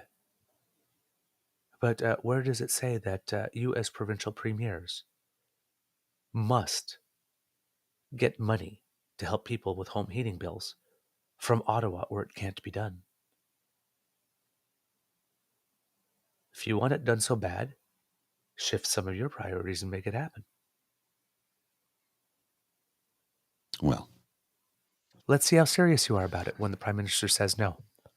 Because right now you're going all around using a lot of bandwidth and a lot of airwave time, flapping your arms and moving a lot of wind about all these things that these people say they need. And if the Prime Minister really has no intention of giving it to them, you've just created that expectation that somebody will because there's a need. If you're not ready to pony up yourselves as premiers, don't ask the federal government to do it. Especially if it's something as basic as heating your home so that Canadians don't have to decide between eating and heating their home, or heating their home and paying the rent, or heating their home and paying for the medications. You have power, premiers. You're not helpless. Hey, and if you have to run a little deficit. Oh, what a shame. Too bad. Doug Ford, you're sitting on $22 billion. Yeah.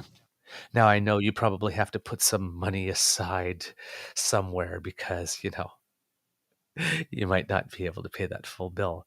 And actually, I was thinking about that yesterday. You know those that 2 billion here and 4 billion there and 2 billion here that sort of went missing somewhere along the way? It's a rounding error. Wonder where. Now that we know what we know about dumbass Dougie Donuts, is it really a mystery now where that money went? And all those surpluses that he had, I guess, remember before the last election, we had $13 billion in surplus and said, what could we do with that $13 billion? Well, we could pay for more education, or we could build a Francophone university in Canada, or we could pay for more childcare, or we can hire more nurses or pay them more or improve conditions in No, he funneled all 13 billion to developers to build a highway, all of it. Those decisions have some color and texture now. A little bit. To them. They're a little crunchy, actually. He's sitting on $22 billion right now. Yeah. But he doesn't have a cent to help you with your home heating. He has to go to the feds. Book a room at the Palm View Hotel.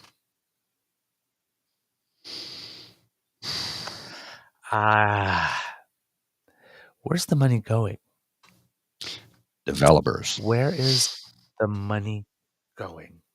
And remember when I said, I think it was a few weeks ago, watch what Doug Ford's other hand is doing, because Doug Ford, I assume, like every other human, really likes his kneecaps. Where they are. Yeah. Yes, where they are. And, he's might be in a little bit of trouble. Well, according to Colin DeMello, Ontario is proposing to launch its own infrastructure bank with an initial $3 billion in public funding in order to help foot the bill for long-term care homes and transportation projects. Where did Dougie find $3 billion since the last budget? Oh, yeah, part of that $22 billion surplus. And he wants to launch an infrastructure bank after he's been caught with his pants around his ankles, both on Greenbelt and MZOs. And soon, probably Ontario Place, and then soon probably Ontario Science Centre, and then probably the 413 bypass, and then probably any other deal. And while this is going on, he's saying, hey, Ontario, how about I take this $3 billion and create an infrastructure? Okay, dude, anything involving you in infrastructure is a hard no. Dougie shouldn't even hold a screwdriver. I'm serious. Literally. Like it's just keep him away from the tool shed. It's like, wow, that sure didn't take long for him to come up with an idea to make sure that those people get the funds that they thought that they were going to be getting. Just boom. Must be nice to be a premier and just suddenly have $3 billion.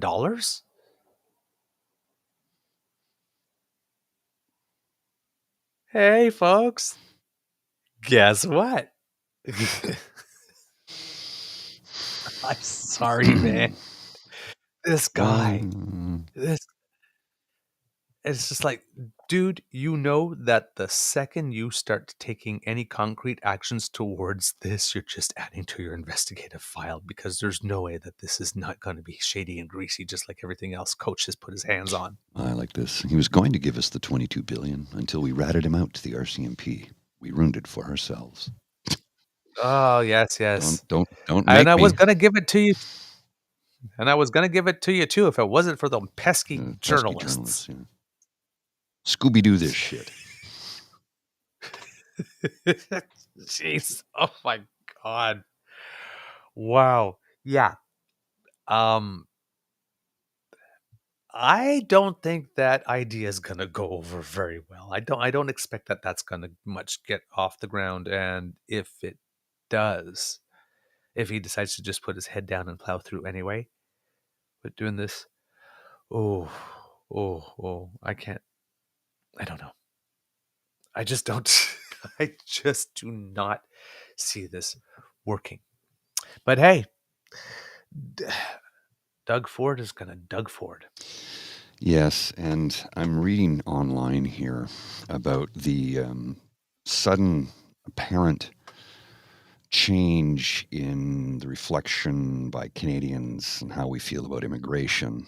And I'm seeing Mm, people saying, because of the housing crisis, stop immigration for a yeah. decade. Moratorium, moratorium on immigration for 25 years and reduce government by 80%. What? That maybe shouldn't have had unlimited immigration without some planning. There is a quick fix, no response. Social finance, straight out of Mein Kampf. Drop carbon tax so Canadians can afford mortgages again. Doing this would also drop interest rates. Jesus Christ, people are stupid and ignorant. And they love to show the Ugh, world their stupidity and ignorance. that's not how it works. I'm like, uh, and it's all these stop immigration immediately. Now, here's the thing what they fail to realize these stop immigration people. And maybe some of them are racist assholes, and maybe some of them are just ignorant people who don't know that without immigration, this country comes to a screeching halt very Mm-hmm. quickly. Because, simply Mm. put, let me put it in terms that Reform Party people can understand. We're not creating enough human capital to replace people in the workforce. We're not having babies, is what it boils down to. Yeah, cut immigration when we don't have enough people to run the country. Like, Well, that's why I'm saying, and this is the similar decision, right? It's like that thing with the NDP is a similar decision. yeah, cut Right? off your nose to spite your face. Let's take actions that will ensure that we choke, get blown away, or drown to death. And those are the terrible options. The good option in this scenario is you only lose your home, but not your life. Is in order to give people a tax. It's a little bit of tax relief right now. It's like, this is a stupid decision. Let's let kids not learn what they need to learn in the later years of high school so that they can go into the trades now. Let's cut off the human capital, as they call it, that we need in order to be a successful country, because we can't get our crap together to build homes in a legal way right now. I'm just all of these decisions are super nanosecond short-term gain like this, and are just going to make the overall underlying situation worse in the long run. This is not smart. No. It's clever, but it is not smart. Now, this thing with the infrastructure bank, it's because, as we mentioned when we were doing the analysis of Dimebag Dougie Disastro's press conference, that sorry, they just come out. The finance minister had announced that he was going to give up a fiscal update 2 days later. So that's where this infrastructure bank announcement came out of, was the fiscal update. So the Ontario government is forecasting, this is according to Catherine DeClercq at CP24. The Ontario government is forecasting larger than anticipated deficits while also pledging to invest an additional $3 billion in a new infrastructure bank to help spur community development. And here's the thing. If Doug Ford was bragging during that press conference that he's created more manufacturing jobs in 1 year than all 50 states combined, why do we need to help spur community development? Anyway, so additional $3 billion in a new infrastructure bank to help spur community development. 8 months after promising to balance the budget by 2025, the province is projecting a $5.6 billion deficit for 2023-24. This is a significant increase from the $1.3 billion deficit forecast in this year's budget back in March. So he missed his thing by $4.3 billion. Now, probably a lot of that has something to do with rising interest rates. So, let's not be too tough on him on this one. According to the government's fall economic statement, which was released on Thursday, this will be followed by a $5.3 billion deficit in 2024-2025 and a surplus of $500 million in 2025-2026. Yeah, in 1 year, we're going to come up with $5.8 billion more than the year before. Somebody else who doesn't believe in fantasy thinking. Wink. In March, the government projected a small surplus of $200 million in 2024-2025. The new numbers reflect updated economic revenue information and higher contingencies. That was a quote. The statement said, as well as slower economic growth projections for the next 2 years. The government also cited high inflation and the Bank of Canada's interest rate increases as two factors impacting Ontario's economic outlook, of course. We haven't wavered from our target to balance the budget. Yeah, you did. But we also have to recognize the environment we're in, Finance Minister Peter Bethlen-Falvey told reporters Thursday. We're prepared for whatever comes around. That one has levels. Revenue is predicted to be $2.6 billion lower than planned for 2023-2024, while program expenses are anticipated to be $2.3 billion higher than expected. Officials say this is primarily due to the replenishment of the contingency fund. The province has also said it will be launching the Ontario Infrastructure Bank, which they say will operate as an arm's length. Arm's length. That's a very, very, very, very short arm. Will operate as an arm's length board governed. Oh, that doesn't mean anything when it comes to Doug Ford. Board-governed agency to encourage institutional investor participation in development. Officials say it will enable public sector pension plans and other trusted institutional investors in Indigenous communities to further participate in large-scale infrastructure projects. The government says they will be investing an initial $3 billion in the bank. Quote, you look around the world and there's many infrastructure banks in many parts of the world that help get things built that perhaps otherwise wouldn't get built, Bethlen-Falvey said. It'll give them more opportunities to invest in more infrastructure that will stay right here in Ontario. What the bank will be able to help is another tool on top of the $180.5 billion that we've committed to a 10-year capital plan for building hospitals and roads and transportations. Oh, my God, you have to check every single one of those deals. This is another tool which is successful around the world to get more things built faster.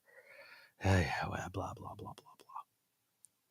Most of the other investments within the 158-page document have already been announced. This includes an extension of the temporary gas and fuel tax rate cut to June 30th at a price tag of $320 million for 2023-2024 and $325 million for 2024-2025. The tax rate cut, which first went into effect on July 1st, 2022, would continue to cut prices at the pump by 5.7 cents per liter. Are you feeling the wealth, Ontario? Pennies on the liter, but that's the difference between you not being able to eat. 1.5%. No, sorry, 0.15% inflation and 5.7 cents per liter. The province will also be removing the provincial portion of the HST on new purpose-built rental housing. Okay. That's not bad. The rebate would be available to projects constructed between September 14th, 2023 and December 31st, 2023. The only thing that could be shady about that is the selection of the start date. But September is not that far back, so I'm guessing he's not trying to include too many friends retroactively there, so I'm guessing we can let that one go. The government projects that this will cost about $1 million in 2023-2024, followed by $35 million the following year and $150 million the year after that. The idea is to help spur more housing construction in an effort to meet the province's goal of building 1.5 million homes over a decade. Yes, we know about that goal. And then Peter Bethlen-Falvey says that he's not willing to give up on the goal of those homes, indicating you've got to keep going. You know what? I think that we very clearly established by now that you had to stop somewhere along the way. Yeah. Your problem was that you didn't stop somewhere along the way, among other things. But opposition parties say it's not enough to stay the status quo, with the NDP alleging there's nothing new or meaningful in the economic statement. Quote, there was nothing to meaningfully build the new homes in Ontario so desperately needs. It's like they don't understand the scale of the problem, or they're unwilling, or they will not address the need for non-market housing, NDP finance critic Catherine Fife said. Liberal finance critic Stephanie Bauman said it was unbelievable that the statement didn't include more affordability pledges.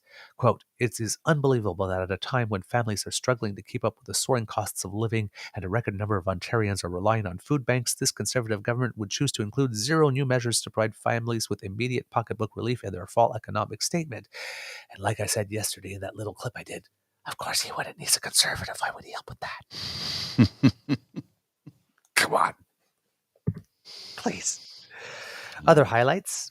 The province has entered into a new tax agreement with the federal government on vaping products. By joining, the federal excise duty on products intended for sale in Ontario will double, with half of the revenue being given to the provincial governments. The rates are dependent on the quantity of product. And in related news, in the province of Quebec, they have joined to the lists of province of territories that have banned flavored vaping products. So the only flavor now that will be allowed is tobacco. Quote, Ontario will lower the age for breast cancer screenings to 40. No costs have been tied to this announcement. The province will add $100 million in new funding for Invest Ontario. The government will add $12 million per year in tax credit support to the critical minerals mining industry. And while the province has said they will spend $28.1 billion over 10 years to support highway construction, no project breakdown has been provided. I wonder why. I'm guessing those projects have probably stalled while they're scrubbing them to see, you know what, before we go forward with this project, anything that we've done illegal, can we remove that and start fresh? Because we kind of know how this story goes now. Turns out they will investigate us, so maybe we shouldn't be so brazen on these ones. Let's look those over again. I'm guessing. Allegedly. I'm the one alleging. Well, I gathered that. The word allegedly is very important in political broadcasting. So yeah. Interesting. I wouldn't, if somebody's trying to make a big hay with the increase in the deficit, I wouldn't. That probably is more interest rates than anything else. But that $3 billion for that bank, ooh. Danger, Will Robinson. Danger, Will Big Robinson. time danger. That's yeah. I again, I keep on saying it's Doug Ford farther than I can throw him, and I cannot pick the man up. Take that for what it means, or what it's worth. Speaking of Republicans, Donald Trump. What was he up to? Because, I'll be right back. Yes. I got to go do something. I'll be back. Judge Tanya Chutkan, we had reported earlier, had lifted part of her gag order on him temporarily while Trump was contesting it. Well, she has decided that she's putting it back on. She says that Mr. Trump did not show that he was likely to succeed on the merits, and his other claims disregarded the facts. And it seems that other reasons he used don't seem to support that which they are asking the judge to do. And he claimed that less restrictive measures were not considered. They were. And that the order is unconstitutionally vague for reasons that don't withstand scrutiny. So apparently the judge's like, nope. Quote, the first, and here's something that she said that's very, very, very important, and according to some legal scholars, may go in the textbooks because it's a precision of clarity that sometimes doesn't get made, but it is still true. Quote, the First Amendment rights of participants in criminal proceedings must yield, when necessary, to the orderly administration of justice, a principle reflected in Supreme Court precedent. The federal rules of criminal procedure and the local criminal rules and contrary to defendant Trump's argument, the right to a fair trial is not his alone, but belongs also to the government and the public. So, what federal judge Tanya Chutkan said in that is, when you say you have the right to a fair trial, a right to a speedy trial and a right to a fair trial, everybody involved in that trial, all the participants in the trial, have that right. So, when they say the people versus Donald Trump, the we, the people, is we. They have also a right to a fair trial, not just him. Which is a very, very, very, very important precision. So good on the judge for making that very, very clear. Now, the judge also made clear that one of the posts that 45 made during the time that the order was lifted temporarily probably would have violated that order. And it was a post he made about Mark Meadows. Now, the judge, to make sure that Ronald Rump Roast was crystal clear, and I mean crystal clear, on what she meant, she actually took two examples of things he had posted to his social media. One was this big thing against, Joe Biden and their administration, how they were weaponizing the law to go against him. And she said, none of that was violated the order, because you're allowed to proclaim your innocence, and you're allowed to say that the process is rigged, and you're allowed to complain about the Department of Justice, and you're allowed to complain about your political opponent, but you're even allowed to complain about me, the judge, but you're not allowed to complain about the officers of the court or potential witnesses or jurors or, right? Well, Mark Meadows is kind of a really important witness. He was his chief of staff, right? So, so that whole thing that you said about Biden, that doesn't violate the order. But this, however, does. Quote, I don't think Mark Meadows would lie about, I don't think Mark Meadows would lie about the rigged and stolen 2020 presidential election merely for getting immunity against persecution by deranged prosecutor Jack Smith. But when you really think about it, after being hounded like a dog for 3 years, told you'll be going to jail for the rest of your life, your money and your family will be forever gone, and we're not at all interested in exposing those that did the rigging. Sounds like Trump's talking about himself there. And if you say bad things about that terrible monster Donald Trump, we won't put you in prison. You can keep your family and your wealth, and perhaps if you can make up some really horrible stuff about him, we may very well erect a statue of you in the middle of our decaying and now very violent capital, Washington, D.C.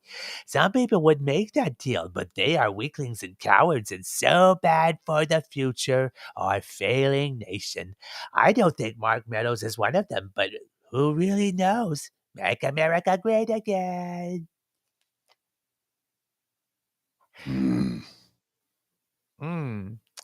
I don't know who would take that deal, but those who do are weaklings and cowards. That sounds a little bit like trying to influence a key witness in a trial. Now, doesn't it? And it's amazing how that when the gag order was on, he kept his comments to just Biden and whatnot, like the gag order, but the second it was lifted just a little bit, he violated it in a way that, had it been in place, he would have suffered sanction. So, of course, this predisposes the judge to, of course, give him what he wants. No, she sent him packing. And in other news, it seems that daughter dearest, Ivanka, who managed to get herself not charged in that New York state tax fraud trial, although she does have a couple of other things that she needs to answer for in a couple of other venues. But apparently, no, it was all dad. And so apparently she's had to testify. It seems that Donald well, she's going to have to testify. It seems that Donald Trump Jr. testified the other 2 days ago. Eric testified yesterday, and Trump is scheduled to testify next week. But Ivanka asked the judge, can we delay this and do this another time? It's, school is in, and the kids, and I have to go pick them up, and I'm just very busy. And I could just like imagine the judge in that case, like going to her and said, listen, beep, are you not following your father's DC trial with Judge Tanya Chutkin? Because did she stutter when she said the administration of justice does not yield to these types of trivial things? Like, for example, your day job or activities of daily living? Because when Trump was saying that, you can't have this trial interfere with my presidential election campaign. She's like, no, sir. It's like, it's the other way around. You can't have your election campaign interfere with this trial. The administration of justice does not yield to your day job. No. So if the administration of justice does not yield to daddy's day job, and daddy's day job is trying to run for president, it's certainly not going to yield to the fact that it's inconvenient for you to go pick up your kid from daycare. She keeps this up, some judges are going to determine that she's in fact not too pretty for jail. The entitlement, the sheer level of entitlement, absolutely mind-blowing. Mind-blowing. Oh well, they'll find out, or they won't. Right? It's going to play out, Yeah. and it's going to be interesting, and we are going to see him in an orange jumpsuit. Yes. It'll match his skin. We have a show because I need to get to the dentist. Well, okay, there you go then. All right, kids and cubs. I'm going to do this really quickly because I need to be there in 22 minutes. That's the end of this episode of the Daily Beaver Morning Show here on the Crier Media Network. Fortunately, it's walkable. Remember, word is sharing is caring, and word of mouth is priceless. So please tell your peeps and poops all about us. Democracy is something that you do. If you're Northwest Territories, make sure you're ready to vote. Write those letters to your MPPs, your senators, your media, and donate to the Red Cross. If you would like to subscribe and not miss an episode, the Ray Girl has got you covered because her generosity sponsored our pod page. And that's podpage.com/the True North Eager Beaver, lowercase letters with a hyphen between each one of those words. And that way you don't have to miss an episode, or you can scan that QR code that's right by my face. If you like subscribing to things, then you need to make like Kit Elaine and smash those buttons on our True North Eager Beaver Media Incorporated YouTube channel. Like, share, subscribe. They're all there waiting for you. Just smash with them, all right? And if you would like to encourage us to do more, then you can go to our coffee page to find the Eager Beaver Lodge tip jar. That there you can make a contribution to our emergency hydration fund, and that way we can keep on delivering this show for you. That squiggly right by Mr. Grizzly's head is where you go if you happen to have your cell phone and you're watching. And if you are listening, you go to coffee, that's spelled ko-fi.com/eagerbeaver, lowercase letters, all in one word. And thank you very much for all your encouragement. We really enjoy it and appreciate it, of course. From the Beaver Lodge, this is your Eager Beaver saying it can be a tough world out there, so please be kind to and gentle with yourselves. And Mr. Grizzly, do you have some words of wisdom, please? You know, I kind of leaned into it yesterday, and I'm going to lean into it again today, because the more I read about Polyev and his rage farming and his divisive bullshit, the angrier I get. So take a break today. Maybe take a break from the doom scrolling on the Twitter. Put it down for a day or two.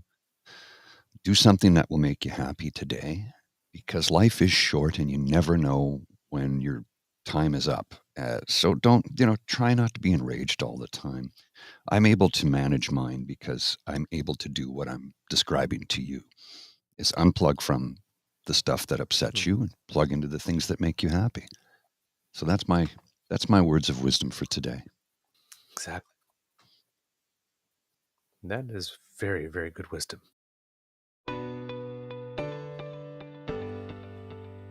You are listening to a True North Eager Beaver media podcast.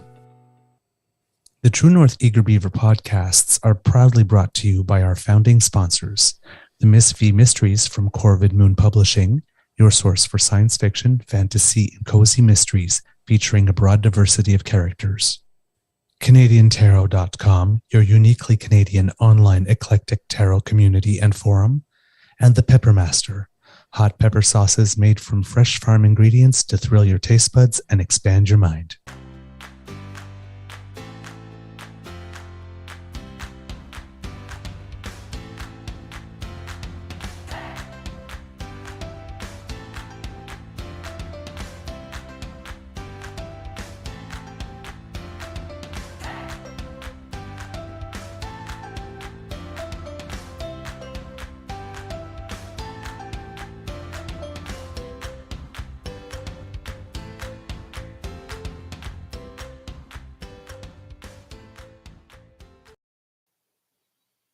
It seems the boss was pleased. My contract has been extended. We're actually Oh, shaking. excellent. Well done. Well done. Yes. Okay. High five. See ya.